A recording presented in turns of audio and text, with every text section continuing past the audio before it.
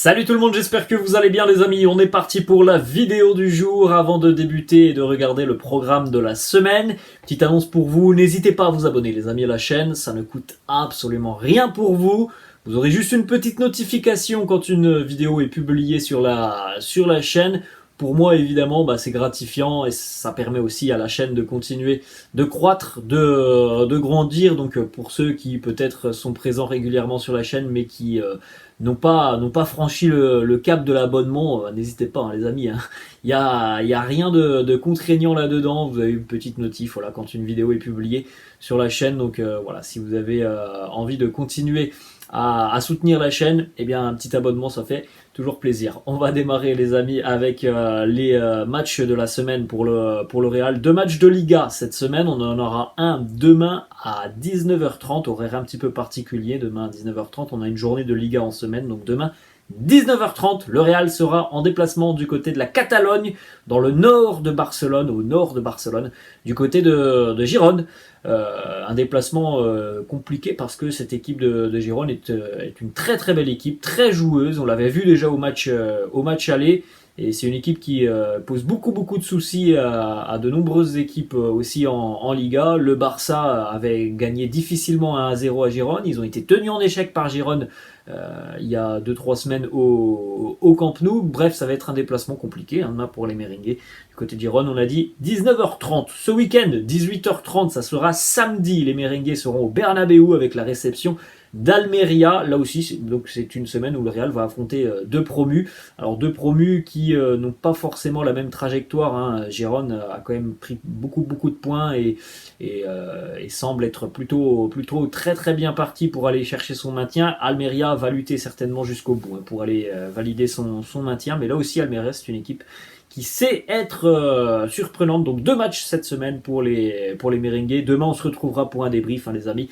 Malheureusement, ce week-end, voilà, j'ai pas eu le temps de faire des vidéos. J'ai vu le match face au Celta, mais même après, j'étais vraiment fatigué. J'ai pas pu faire de débrief.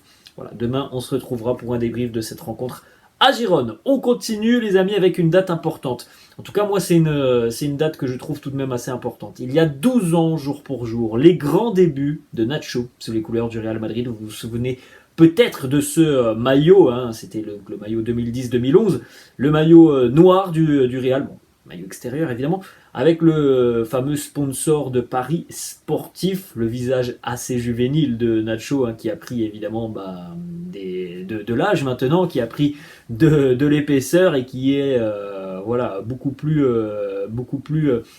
massif physiquement. On espère évidemment, les amis, apprendre une bonne nouvelle en ce qui concerne son avenir dans les tout prochains jours ou prochaines semaines par rapport évidemment à cette prolongation de contrat. On continue avec les deux unes des quotidiens madrilènes. Le quotidien AS qui fait sa une sur Eduardo Camavinga. Nuevo idolo, la nouvelle idole, Eduardo Camavinga, qui conforte de plus en plus sa place de titulaire. Carlo Ancelotti apprécie énormément la versatilité de Kama, qui peut jouer au milieu de terrain, qui peut jouer aussi en tant que latéral. Ce week-end, encore une fois, face au Celta, il a réalisé un très très très bon match. Il a été acclamé par le public du Bernabéu. Voilà, c'est la nouvelle idole Eduardo Camavinga. On l'enchaîne cette fois-ci, les amis, avec la une du quotidien Marca, une une consacrée en grande partie à la victoire du Barça 1-0 hier face à l'Atlético Madrid. Et puis vous le voyez en haut, Gran Jefe Militao. On regardera dans quelques instants les statistiques très impressionnantes de Militao, qui nous fait presque oublier, entre guillemets, voilà, toute proportion gardée, Sergio Ramos. On va regarder les stats, les amis. On revient brièvement sur la victoire de ce week-end, 2-0 face au Celta. C'était donc samedi soir. Buteur Marco Asensio, 42e. Et puis en tout début de seconde mi-temps, Militao, 48e minute. On est vraiment sur une très très bonne période en ce moment côté Real. Donc voilà, il y a beaucoup de choses positives. Il y a des joueurs aussi qui ont saisi un petit peu leur chance ce week-end. Il y a eu quelques rotations au sein de l'effectif et franchement, on a encore vu un match globalement satisfaisant de la part des Merengues et c'est très très positif à l'approche évidemment des demi-finales face à City et puis aussi de la finale de la Coupe du Roi face à Osasuna. On continue avec une stat aussi très positive, on en avait déjà parlé je crois le week-end dernier.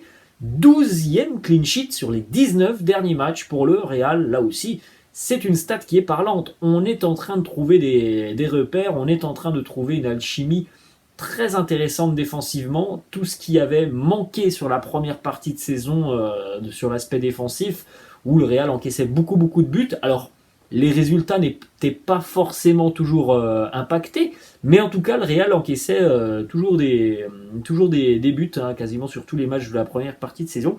La donne, elle a changé, hein, quand même, depuis près de 2 mois et demi maintenant. Petite stat aussi pour Marco Asensio. Buteur ce week-end face au Celta.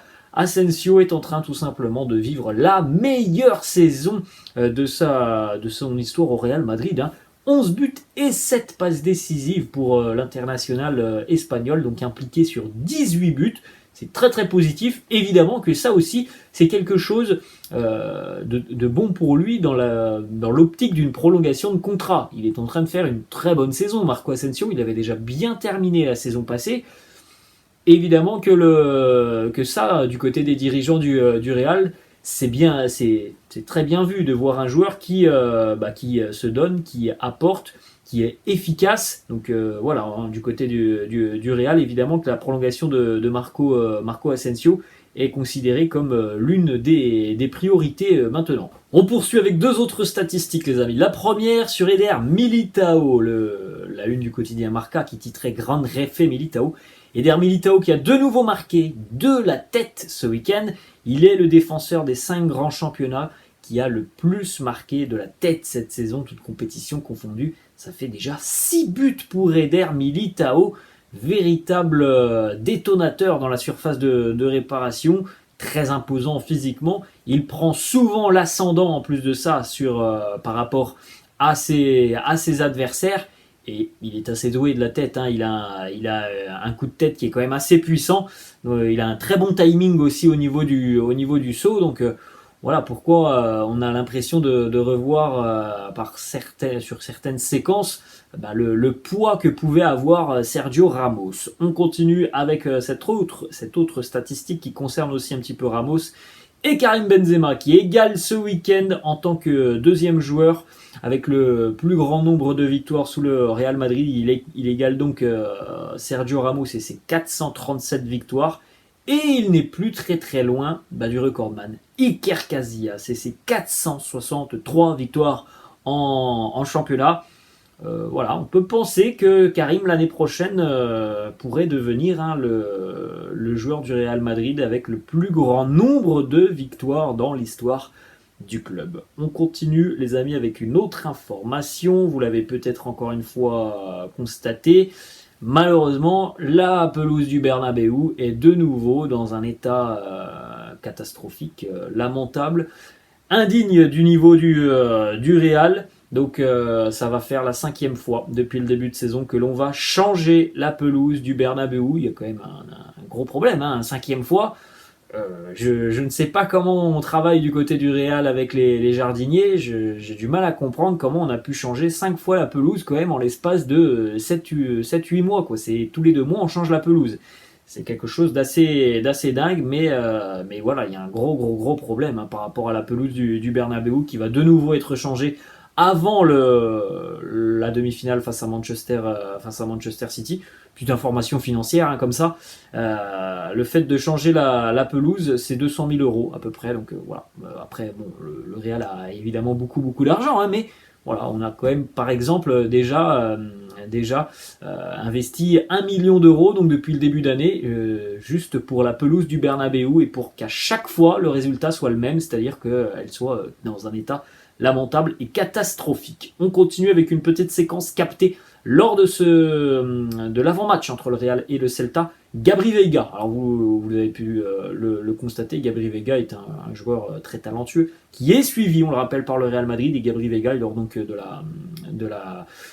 l'avant-match du côté du Bernabéu, il était très impressionné par le stade et donc il y a certaines caméras qui ont capté cette séquence. Comme c'est beau, voilà les mots de Gabri Veiga qui pourrait quitter le Celta cet été. Alors évidemment le Real n'est pas seul sur le dossier. On va continuer les amis avec quelques photos de la séance d'entraînement de la veille, puisque du côté du centre d'entraînement de Valdebebas, on a eu la visite d'une légende, tout simplement, du football. Alors ce n'est pas une légende du Real, mais c'est une légende du football, et plus particulièrement d'un club, parce qu'il n'a eu qu'un club dans sa vie.